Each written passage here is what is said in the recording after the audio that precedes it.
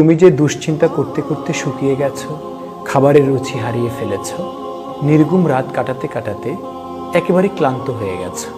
এই যে নির্ঘুম রাত কাটানো, ক্লান্ত হয়ে যাওয়া, দুশ্চিন্তা করা, এগুলো আদৌ তোমার কোনো উপকারে আসছে? এগুলো আসলে তোমার কোনো উপকারে আসছে না, বরং দুশ্চিন্তা করতে করতে তুমি তোমার মধ্যে মানসিক চাপকে বৃদ্ধি করছো, চলার পথের সাহসকে দুর্বল করছো, বেঁচে থাকার স্বপ্নকে তুমি ধূসর করে ফেলছো। ধরো তুমি সর্বশেষ পরীক্ষায় ভালো ফলাফল করতে পারোনি, ব্যবসা করতে গিয়ে অনেক টাকা লস করেছো, যা তুমি চেয়েছো তা তুমি পাওনি। না পাওয়া, ব্যবসায় লস করা, পরীক্ষায় ভালো ফলাফল না করা, এগুলো এখন তুমি মাথায় নিচ্ছ, টেনশন করছো, নিজেকে শেষ করে দিচ্ছ।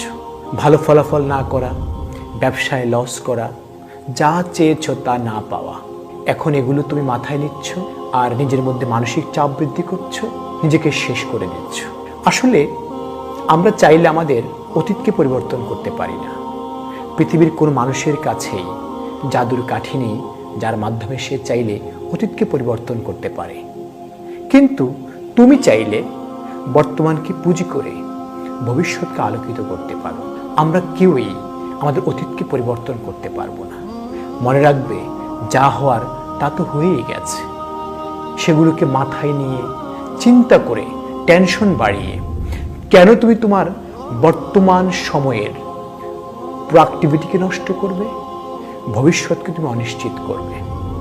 আমি বলি কি জানো, আমার, তোমার, আমাদের প্রত্যেকের ভবিষ্যৎকে সুন্দর করার জন্য বর্তমানকে